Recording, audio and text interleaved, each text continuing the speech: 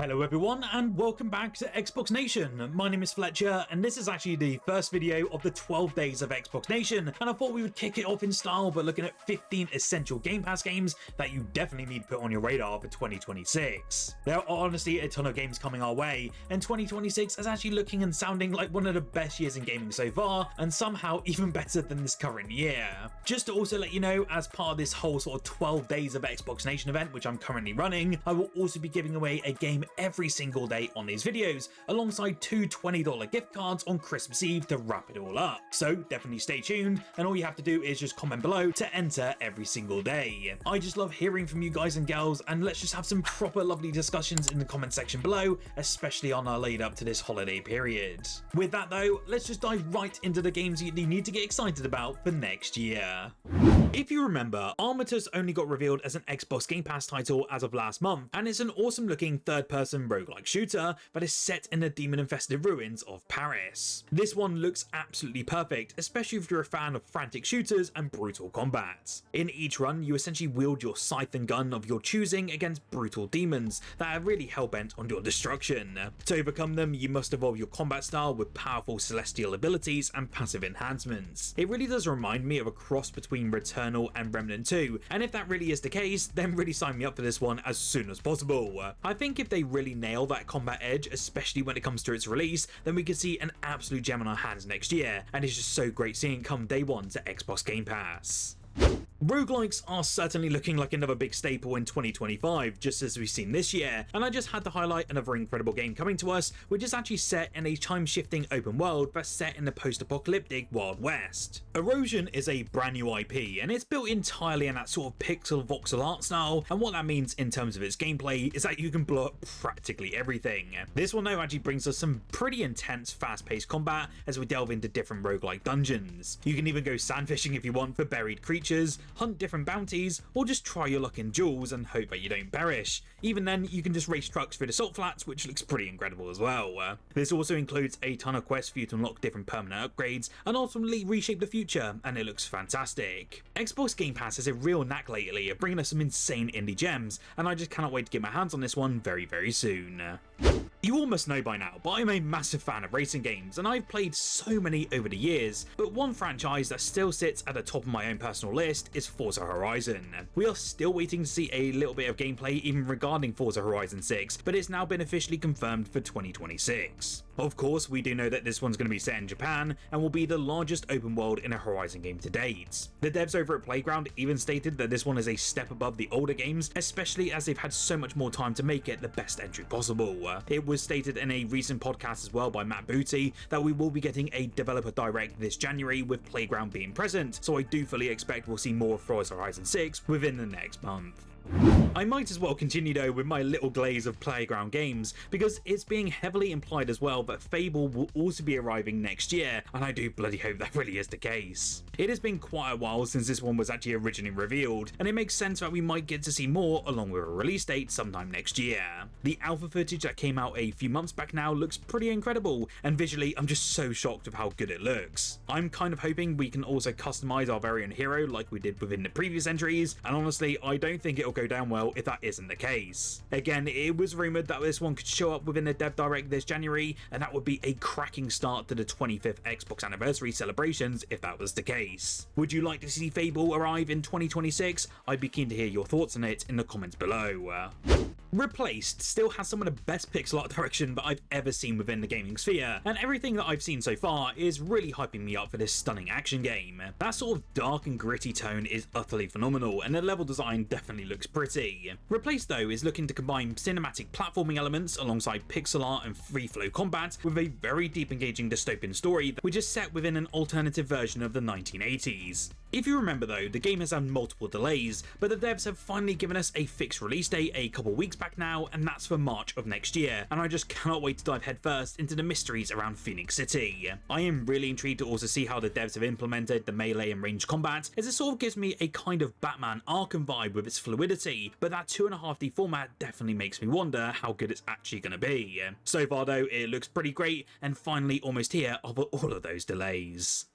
You might have heard of a developer named Ponkel, and this is the same dev behind the smash hit known as Vampire Survivors. They are now making a brand new roguelike deck builder spin-off called Vampire Crawlers. This was the last thing that I ever expected to come out from this development team, but this game will still retain that same chaotic feeling of its predecessor, but now in an FPS experience. The main difference, of course, is that this one will trade the bullet hell mechanics we love for a new card-based system. Though it is exploring a new genre, Vampire Crawlers won't look massively different, as many of the same upgrades like the Bible, Whip and Garlic are still there, but are just in another format. Many of the foundational sort of roguelike deck builder elements are still here, but with the apparent surprises and tweaks to make it even more interesting. It looks fantastic and is another game I'm totally hyped for in 2026. If you like games like Life is Strange and you're a fan of the most recent Xbox Game Pass edition of Bloom & Rage, then you'll definitely need to keep your eye on Mixtape when it lands next year. Three friends essentially decide to go on one last adventure together on their last party night of high school, where they will decide what better way to spend it than reminisce all the memories that they've made from the past year while bumping into a curated playlist of their different songs. It's still unclear what kind of primary gameplay Mixtape will actually contain, but I have no doubt it will be an interactive story-driven action-adventure experience that will center around the characters and also their interactions with other people and their environments. This will all be set within a gorgeous new art style which seems very intriguing, and I'll be very excited to see how this one plays out. It was actually meant to come out in 2025, but after a slight delay is now putting it into 2026, so I do reckon we'll get our hands on this one towards the start of next year. I'm so glad that A Plague Tale has become such a popular franchise, because these games really have given us such a deep and emotional narrative, and that's why I'm really excited for Resonance: A Plague Tale Legacy. If you remember, this one made its debut at the Xbox Game Showcase earlier this year, and rather than continuing the story, it now takes us to an entirely different era with some brand new characters. It is meant to be set 15 years before A Plague Tale Innocence, and follows a young Sophia as she forges her life as a wandering plunderer that's constantly on the move. Her adventure will then lead us to Minotaur's Island, which is a mysterious and perilous place where it blends medieval Europe with echoes of ancient Manoa. I'm really hoping we get some more information soon, as we haven't actually heard anything on this one since its initial reveal. I am hoping the gameplay in this one is a little bit more action focused than its predecessors, but I have no doubt this will be a 2026 hit when it lands on Game Pass.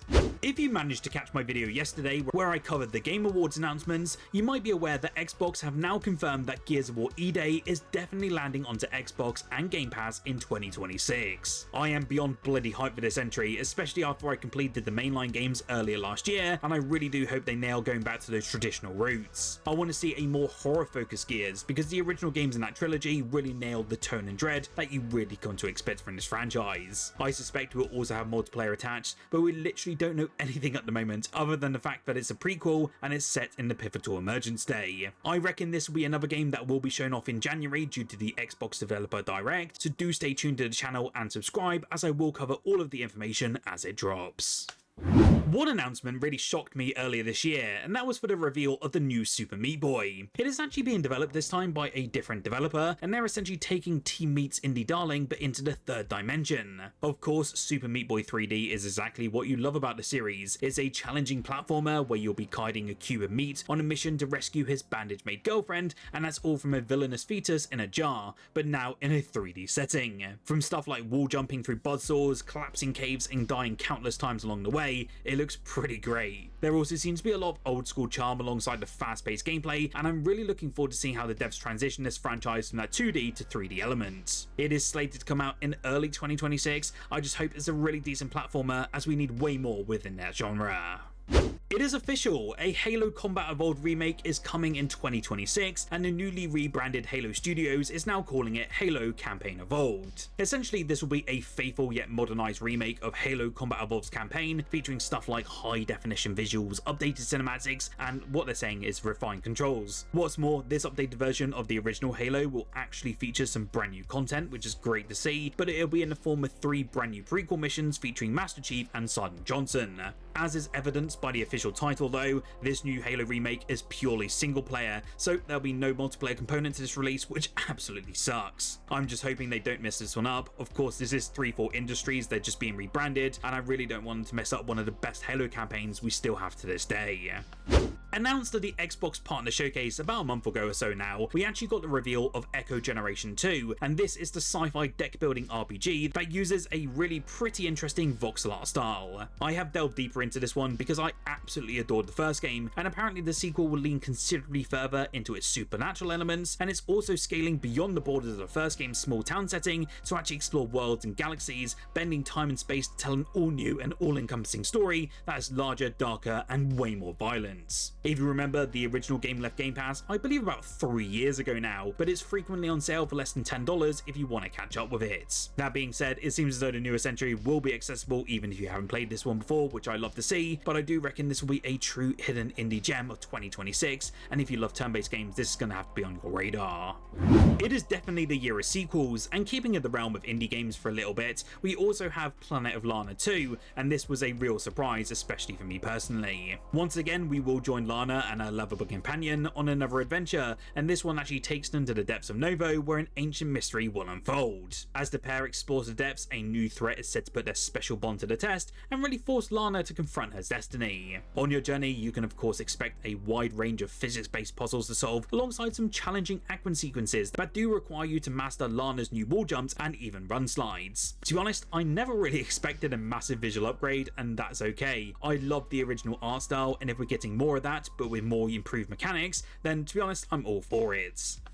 High on Life 2 is one that I'm incredibly intrigued by, and that's especially due to the first game being pretty decent. The release for this one is February the 13th, 2026, so just before Valentine's Day, and this is actually only one of 4 games with a confirmed release date for next year out of the entire Game Pass library. Various press outlets have actually been having their hands on this game, and I know IGN have been running through quite a lot of exclusive gameplay pretty recently. This has actually been giving us a glimpse of the early areas, boss fights, and even some more looks at the new characters and weapons which we'll be using.